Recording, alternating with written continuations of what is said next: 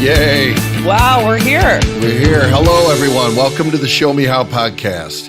This is our very first episode, and I'm John Scuras. I'm a commercial broker and business consultant who's going to be one of your hosts for this show.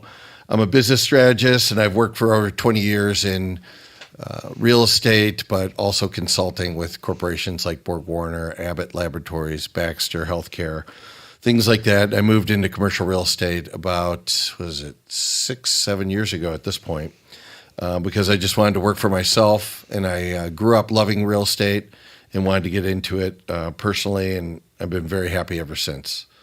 So I'm a very data-driven person. I focus on strategies, and that's why commercial real estate... Very data-driven. And commercial real estate works for me because it just lines up with kind of what I'm used to working with. And spreadsheets like you always do. Lots of spreadsheets, lots of artificial intelligence being used out there, and some real intelligence. And, I'm using this analytical approach and applying it to commercial real estate, and that's how I became very successful right out of the gate. I just looked all of the data and all the information. I had this giant project, 220,000 square foot office building, and I broke it down into 100 business units and looked at all the value for each one and found tremendous opportunities to increase the value for the owner, and ended up making him... He lost me at commercial building. Yeah, go ahead. Yeah. So that's my experience. That's my participation. And my name's Stephanie Weber. I don't like to say I'm a residential real estate expert. I grew up in it. I try to look at it from all sides. My dad was a real estate investor back in the day before it was even fashionable. He made my mom cry a lot because he invested in stuff that she was like, we just bought another building. Oh, my God, I don't want to buy a building. So I learned a lot about real estate, and I learned that, the biggest things that I took away from all of this, and I think you can attest to my dad, is really knowing strategies. Like, I don't think you just throw shit on the wall and it sticks. And knowing how to protect yourself and knowing how to advocate for your clients is the biggest thing. Especially now in the residential real estate market, it's gone crazy, and not letting people get too emotional, right? Well, in commercial real estate, too, it's a very, very difficult time in commercial real estate because of the financial markets. But that's exactly why we've created this podcast, because also, commercial real estate is constantly changing. Residential real estate is also constantly changing. So what are the interest rates? What's the Fed doing? Et cetera, are very important components to being able to figure out, is now a good time to buy a condo or to buy an apartment or multifamily rent an apartment, or whatever, yeah. So there's all these different things to consider: the market, what it's doing, what the real estate market's doing, what the financial market's doing. And we're here to take a look at all those things and kind of help you break it down and give you stories in the process and the inside track of what we've experienced and what we've done. Right. I mean, it's funny, John and I think met in, someone was asking me when we met, and I think we met in preschool, because in Lincoln Park where we grew up, there was only one preschool, St. Vincent de Paul, and you went to one grade school. I went to Lincoln Park Co-op. What are you talking about? You did? Did I meet you there? Probably. No, you weren't allowed in my... You couldn't go to a priest. You couldn't, no. So... we've known each other for a long time. My dad used to call everyone in the neighborhood rotten kids. Yeah, we were rotten kids. I don't think that would fly now, but he literally would take every kid in the neighborhood and have them work at our house because... And feed us head cheese, which is frightening. Is just vile. None of you probably know what that is. It's gross. It's very It's disturbing. gross. He told me I was adopted. Jell-O and meats of all different flavors. And do you remember when Elsie stepped into cement? No, I do not. Oh, were you not there? No. He yelled at everyone there but Elsie. Elsie was our neighbor who looked like Phyllis Dillard, and she walked down the alley and stepped into cement, and he lost his mind. But he couldn't yell at Elsie, so he yelled at my brother's friends instead. Yeah, I mean, Bill wasn't only a civil engineer, but he was a real estate investor, a builder, and ultimately he was a master of recruiting free labor. So while Ethel may have stepped in, what's her name? Ethel? Who stepped in the concrete? Elsie. Elsie stepped in the concrete. We were the ones to fix it. That's of course you were, because he had just poured it, so he was lost his mind. My dad bought multifamily homes all over Lakeview, and Lakeview was nasty back then. Yes, it was. And he, in Logan Square, everywhere, he had the vision. All his friends lived on the North Shore, and he wanted to go up to Door County, and they all had houses in Door County, and he decided to build a foundation, put 4 cherry picker houses, and I don't know if anyone knows about Door County, but it's cherry land, it was. And these workers used to come up and live in these houses, and he put it on a foundation. And 25 years later, with the help of all of us, it was a house. Yeah, I mean, it was brilliant. That's actually probably where I first started to love real estate.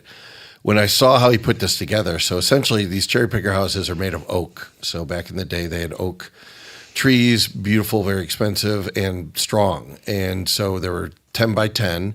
And he built a 30 by 30 foundation that was probably 12 feet high. Right. And then took 4 cherry picker houses, put one on each corner, and then connected them in between with 10-foot walls or doorways. And then I remember on the second floor, there was the master bedroom, and the floor looked always very weird to me. And I found out it was from an old racquetball court that he had bought. So he would go around junking and find all the stuff, and he pulled out the racquetball court floor. And it was in the John Hancock building. My brother's friends had to do it, like board by board. I skipped that job, but I was always carrying lumber, hammering nails, hanging things on the wall, sweeping, cleaning, and doing various unpaid services. But we always got fed very well. You always got fed, though. And we got a sort of vacation in Door County where we got to drive tractors and swim in the lake. But we always worked at least 4 hours a day. At least. He locked our bikes up so we didn't escape, yeah. So I think the biggest thing is, even though John and I, we grew up in the same neighborhood, we saw the same things. I think our parents all brought this different things. But as my dad taught us, it's easy to go out and go to, now there was no Home Depot back then, but go to Home Depot and buy shit. But the really important part is how to navigate this on a budget and how to really see things and not just go the norm, but think outside the box and be able to think through problems and situations. And that's kind of how we came together. You have to be able to think through situations and not just go for the quick fix. Let it sit. Let's talk through it. I mean, that's a critical point, especially today, I think. Listening to my children coming out of college, and their perspective is very different than how Stephanie and I grew up. Totally. My son's always talking about, I'm going to hire so-and-so to do this, and I'm going to hire so-and-so to do that. And guess what? So-and-so costs $40 an hour, $50 an hour, and he's probably a so-and-so. He's probably not even very good at what he's doing. So, getting to that, I mean, Bill did everything by, bootstrapping it, which I always admired. I just did a project last night. I did a threshold, and I had some rodent issues and fixed it all myself. It would have cost $1,000 all day had I hired somebody to do it. But my background in corporate strategy and consulting and working with Bill helps me look at things differently. I understand risk. I try and maximize value like I did doing my own project myself. Right. When do you do it yourself? When is it out? Sometimes I try and do projects that I have no business doing. Right, you and my brother, You learn real quick. You're like, okay, wait, this is stupid. I should have paid that $3,000 and got this done instead of trying to maximize the revenue. Right. So you have to walk that fine line. And so we're here to kind of help fill in the blanks there, create informed decisions, and basically find apply these principles to whatever project you're working on. So is this project going to be a realistic project for you, like the friends you were talking about? Right. They got a hoarder house handed over to them. It may sound daunting for somebody, but you come to somebody like us, and we're like, look, we'll get a dumpster. We'll get some guys out there. It'll be empty in 8 hours. And you could roll on. So we kind of had some inside track on what to do, what projects make sense, and where you might need help. So we're here to kind of give you some of that kind of guidance. And with the projects, you know as well as I do is who to trust doing these projects. There's so many scams out there. Who you hire is a big thing, to have a resource to go back and say, okay, I want, my floor, like you said, your floor situation but the guy comes out and tells you 10 grand and you don't know any better, you pay $10,000, you know? Yeah. I never forget. I was getting my garage built. Dean was helping me at the time back in 1998. And this contractor came up. He's like, "Oh yeah, I'll build that garage for you for $25,000." I'm like, What are you insane? $25,000 in 1998 for a garage? He's like, "Oh no, it's a great deal. I get that all day in Lincoln Park." I'm like, "Are you in Lincoln Park?" You're not in Lincoln Park, and I don't want your $25,000 garage on my house. I ended up building a beautiful garage for like $13,000 brick. It's a story and a half. I still have it beautiful to this day. It's a bomb shelter. It's a bomb shelter, literally. And knowing, to make that call versus blowing 25 grand on this guy who was just trying to milk me. And then they don't show up, right? And then they don't show up. Well, maybe not, but whatever. Right. Knowing the right decision to make, who you're going to make it with, that's some of the stuff we're going to help you navigate. That's our idea. And then just, having a trusted, tested team is what we're, as both brokers. If John can't do it, he can send it my way. If we don't know how to do it and you send in a question, we're going to find out the answer. That was the big thing. It's not just about making a deal. It's also making sure that you have the right resources to make the right deal. Right. You don't want somebody going in there doing a half-ass job and leaving you with a bigger problem than you started with, and you paid for it in the first place. And you see that on the news all the time. Oh, yeah. I mean, people, remember the nightmare with the decks falling off people's houses. And then people getting killed. Yeah. I mean, or hurt, worse. Right. Killed, of course. So, what can our listeners expect, Stephanie? Oh, there's so many things. We're going to have... real estate is fun too. Like my dad did something called City House back in the day. Yeah. Of course, he didn't hire any workers. It was all us. But, just showing people real world experience, how to change a toilet, how to fix a sink, things like that. But we're going to try to share our experiences, have some great guest speakers. I don't know if they're going to can we censor them or no? I don't know. Yeah, some of them... Edit, I think is what you mean. Maybe off the wall, but they do have good... My brother might be... He lives in Florida now, and he's half pickled from the sun, but he's got some good experience. Yeah, the sun's pickling him, yeah. Whatever. He's half retired.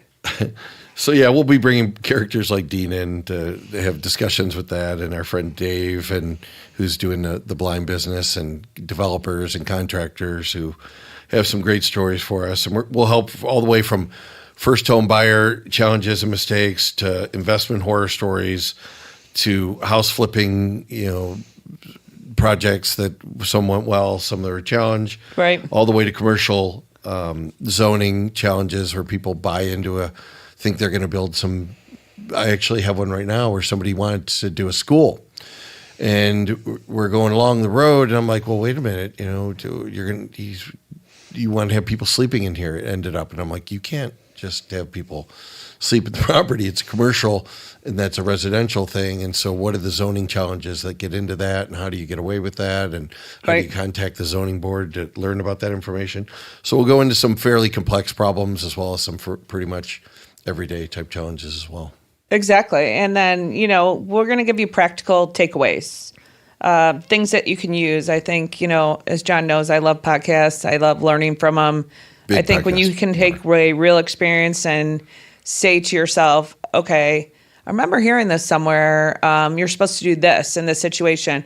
Or we'll have resources on our website. You can go back and listen. And if you're interested in contractor or, heating, air conditioning guy, HVAC, right? Things like that. You're going to really have someone to go and listen to and know what you're supposed to be looking for, because they're banking on you not knowing what you're doing. Some are, right? Not everybody's out there like that, but that's absolutely the situation. You want to go in informed. Right. So that you know what you need to know, or at least at some level, right? We can't be experts at everything. But we'll do our best to help you and prepare you for those circumstances. And as Stephanie was saying, tools. I'm a big tool guy, data-driven. Are you tools. Tim the tool guy? Not that guy. I'm the data-driven tool guy. So I love creating forms and spreadsheets and looking at properties to suss out the model, the financial model, to make sure it's realistic for you. Looking at, whether the cost today, how much is it with all the inflation to buy and replace a floor, to perhaps remodel a whole unit. What's that going to cost? We'll try and give you some tools, or we will give you some tools that'll help you be able to map that out so you can make an informed decision. That's part of it. Exactly. And what's going to make us unique, we're going to focus on both sides of the coin here. So we're going to have the real residential component on Stephanie's side. I'm more on the commercial, and but both bleed together on occasion. So a multifamily is really a residential that's just multiple units. So they aren't always that different, but we'll be able to talk about both sides of it. We want to bring both those together. So some of our friends that are our age are going to be more into the investment side of things as they're in their 50s and older. And a lot of our children will be listening to this. Their friends aren't really children anymore, young adults. Young adults now. Who are going to be out there buying their first condo and their first home and getting advice. And our advice, by the way, is always going to be buy a multifamily. And buy a multifamily. That was Bill Stanley. Buy a multifamily. I love multifamily, and I learned that from Bill and Dean. Multifamily. My first purchase was a multifamily. Right. In Logan Square, Avondale. So, we'll give you our advice on that as well. So you'll have insights from both sides. And just some real world experiences, right? Everyone has a sales pitch. I'm in sales, you're in sales. Yeah. There's no difference. Always been sales. But, I think you have to be able to put your head on the pillow and walk away and say that you did your best. And, your best isn't for me, it's for the client. Yeah. Yeah, and by the way, that's kind of my whole thing. I worked at the sales effectiveness companies that are now everywhere. They're part of Salesforce.com, as a matter of fact. And one of my favorite components of those sales methodologies was the win-win strategy. And I've always felt when you do good by your client, you're going to end up getting more business, and they'll tell their friends, and they'll tell their friends, and that's basically how I've thrived. So doing the right thing always comes out on top, I believe. Right. And, just doing it because you want to do it. And then everyone ends up making a ton of money, and then they come back to you and you make more money. So, and being vulnerable to say, if you don't know, you don't know, right? You'll absolutely. Find out. You don't know, but I'll find out. Yeah. Or doing my best to. I mean, in commercial real estate, things can get very complex. You have multifamilies, you have mixed use, you have office structures, what's the zoning on this particular building? Can we have people living in there while we're doing a school in one section? Those things it seems like a simple thing, but from a zoning and legality perspective, they become very complicated. And sometimes the city, so like today, there's these new immersive events in entertainment. Right. The city doesn't even know what to do with it. And this company that I work with, it's a global company, and they're going all over producing all these events all over the world. And no cities anywhere know what to do with this new approach. It's very different. It's very, so the entertainment industry is changing, and trying to change government along with it is a heavy lift. Is that like the Sphere in Vegas kind of thing? Well, that's certainly a good example, but I'm talking like immersive events like